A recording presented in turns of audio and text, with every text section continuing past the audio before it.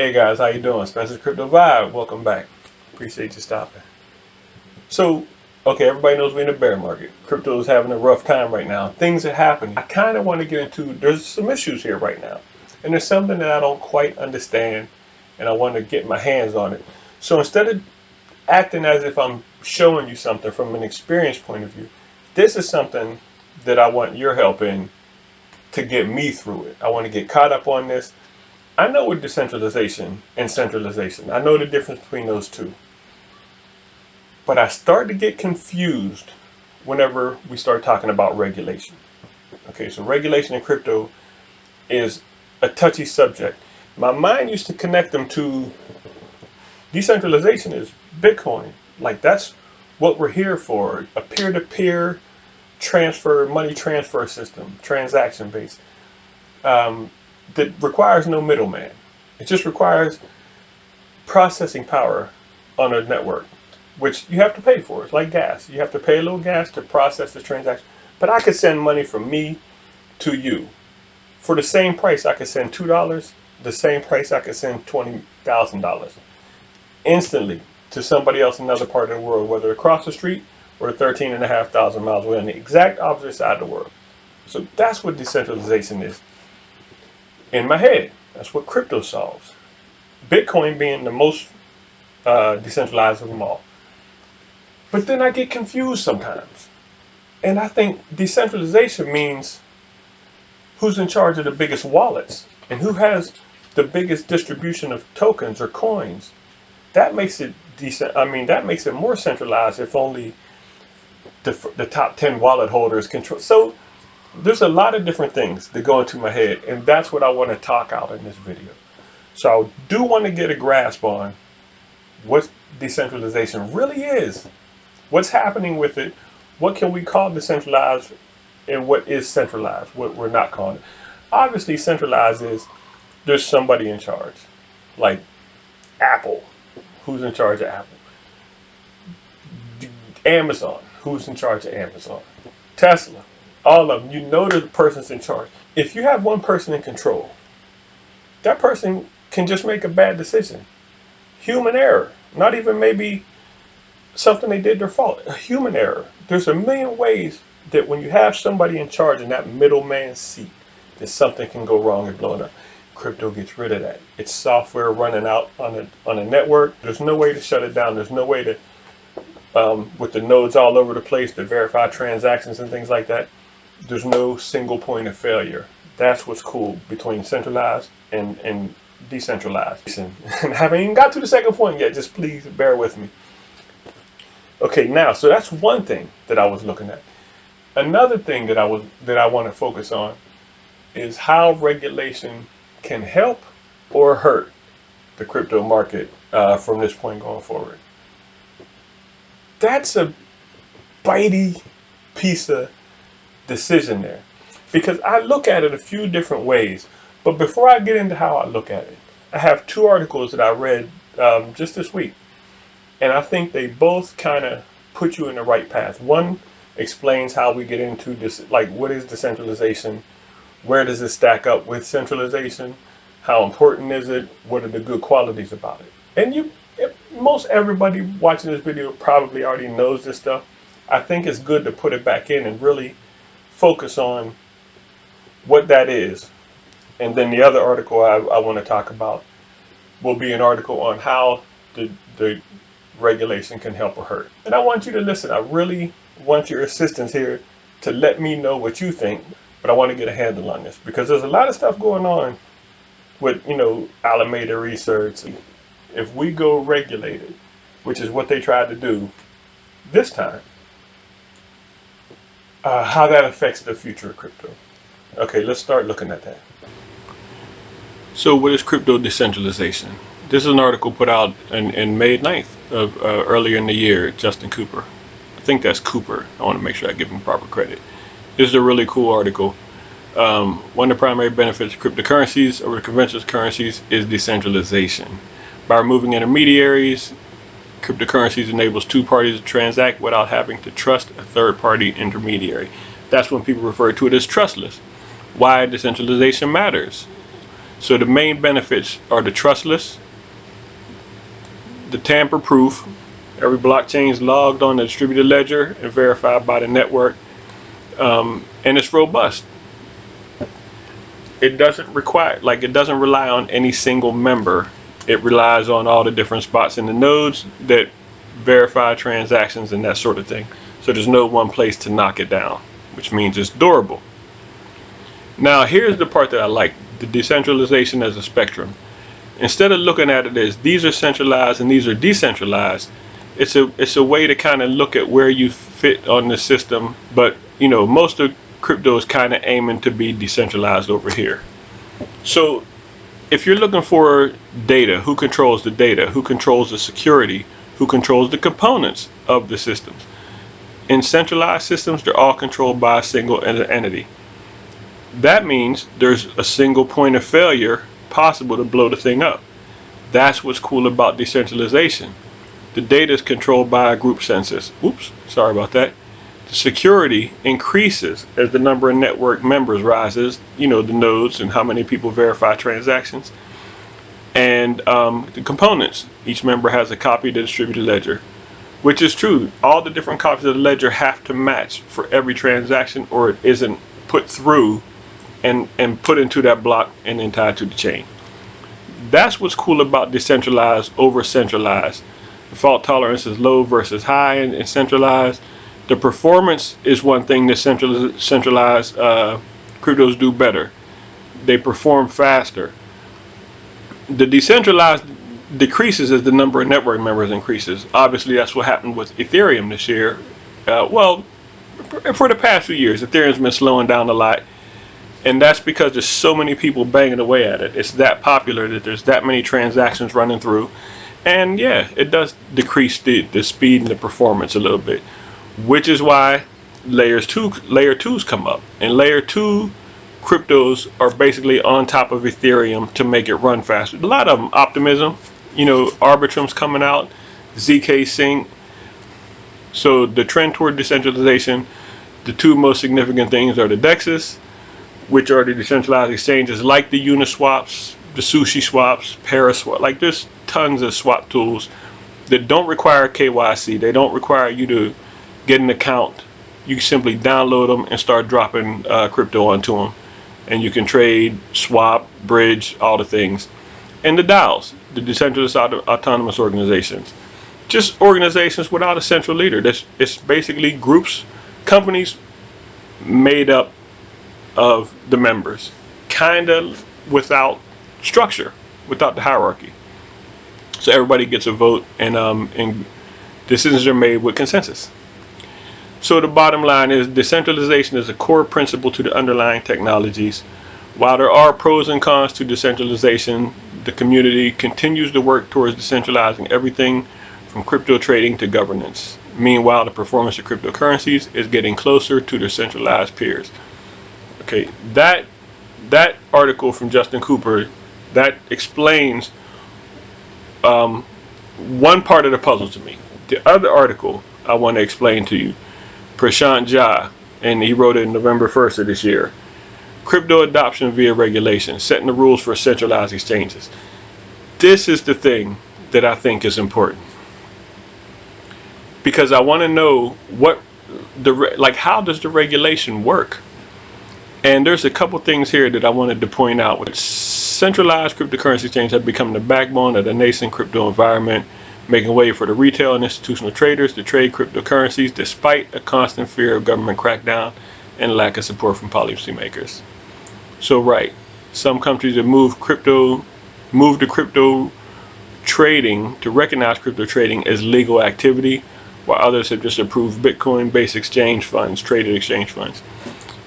ETFs. So let's go down for a quote. Centralized exchanges have perhaps the most important role to play here. This is what I agree with. While decentralized exchanges tend to be the poster boy for the industry's cutting edge, they are naturally hesitant to get involved in regulatory matters.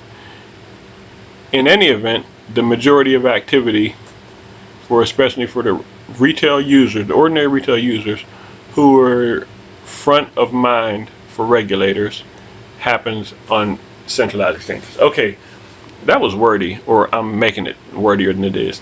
But right, like decentralized exchanges don't want to be involved in this, partly because it's a lot more work.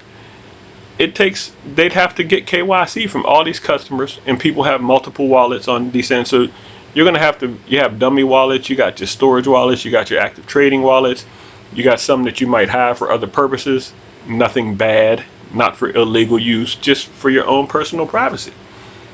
So it would be hard to KYC cold storage wallets. Okay, so that's one thing that makes a point. Centralized exchanges prove to be regulators' allies. Exactly right.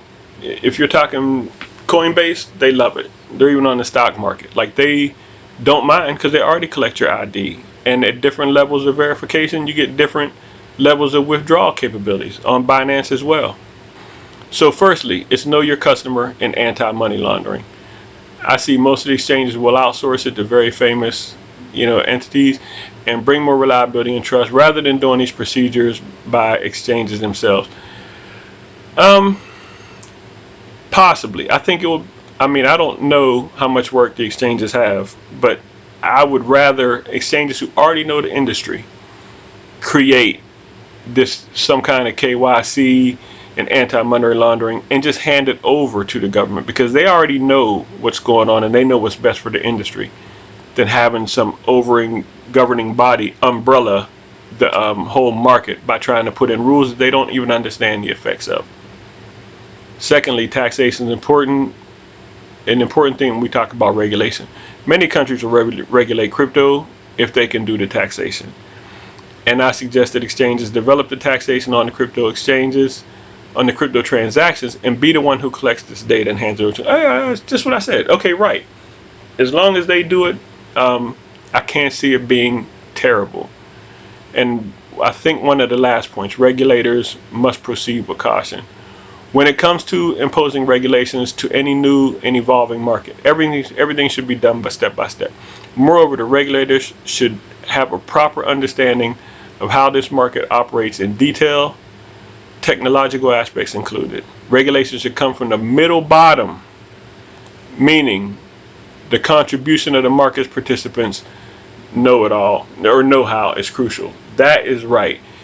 If it comes from somebody outside the game who doesn't know it or who plays it at too high a level, it's going to be rigged to build against the small man or the regular investor, the retail person. That's me, and that's probably you if you're watching my video. So the regulations should come from the people who know the game, and that's crucial. And one more point that they pointed out that I think is worth it. Just like there's verification in the digital assets themselves, there is a variation in the types of exchanges that enable buyers and sellers to trade those assets.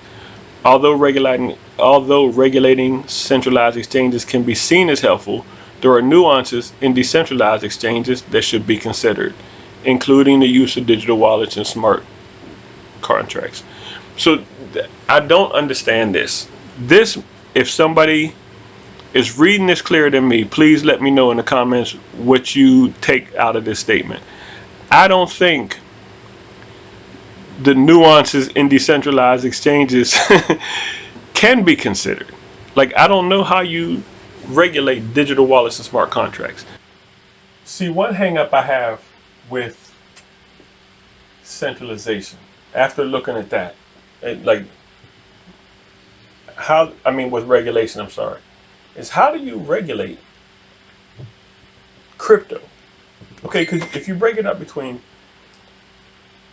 the exchanges, the centralized exchanges, and the decentralized exchanges, I can't, those don't connect to me. If you're coming in to regulate centralized exchanges, then it makes sense because they already do that. They require KYC, which they know who you are making transactions, which means they're able to tax you properly to make the government happy, because the government is the one that wants regulations. They want to be able to, if you're going to be trading all this money, they want some. That's essentially what it is. So if they know who you are on the major exchanges, think Coinbase, Binance, you have to verify yourself. And then you get limited on how much you can do until you've done a certain amount or proven yourself or verified yourself at a certain level.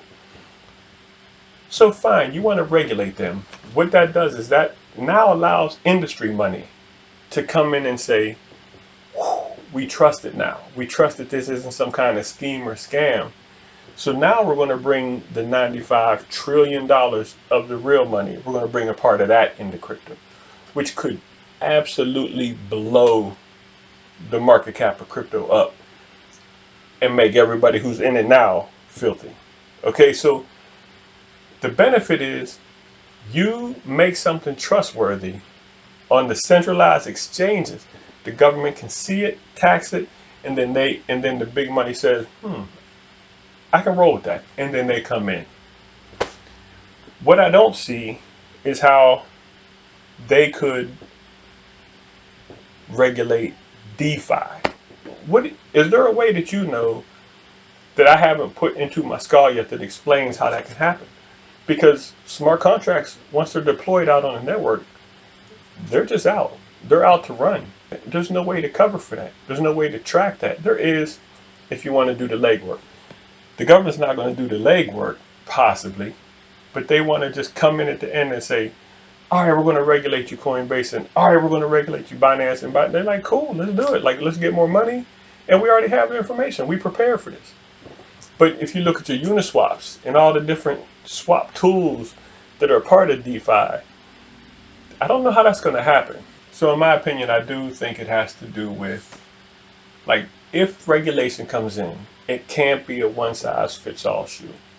But as long as we have an approach that starts from the knowledge that is already in crypto, you know, not a person who doesn't know crypto in the government who's 85 and thinks it's stupid anyway, just puts an umbrella coverage over it. That's not going to work. No.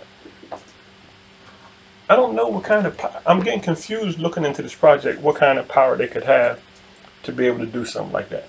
But I do want to get the new influx of money in. I'm not sure yet if I want to get it at the cost of over-regulation by the government. But as it is, when your market cap is $3 trillion at the top of the market in November of 2021, that's it. That's the money's here. That's the maximum money we're going to get in this market, because it's really just now everybody's just fighting and clawing and cutting each other's throat to get a new piece of that. But there's no new money coming in. So it's kind of like a leaf blower effect. Like somebody's walking around with that backpack, like just blowing the money in circles. But there's no new money coming in. All the trees are already bare because it's fall. So it's like, what are we doing if we don't have more money? Where do we possibly grow? I mean, new innovation could bring a little bit of new money from retail, but we want industry money, or don't we? Do we want to just play with our own money? Because I'm down with that, but I want to know what the consensus is. I would like to get that life-changing money that we're in here for. And there's enough already out there for us to get that as the market comes back in and kicks back in the swing. But as of now, it feels like we need new money. So that's my dilemma. We know what decentralization is. We know how to stack up centralized and decentralized. We know crypto is based on decentralized principles, peer-to-peer stuff. But when regulation comes in, how does that change the game, and where do you stand on wanting some of that to go? So what I want to do is I'm going to leave these two articles in the comments. Feel free to click them, you know, whenever you scroll down and hit the like and the subscribe, you know, things you do every time you watch one of my videos. Do that, look at the comments, and read the articles slower and take your time if you want. I think they're pretty important to figure out what's going on right now. Stuff is important to figure out right now while we kind of have a lull in the game, while everything's down and people are trying to figure out what's going on. So anyway, that's it. I hope you have a good weekend. Take care, and I hope you make some money out there, guys. I'll see you.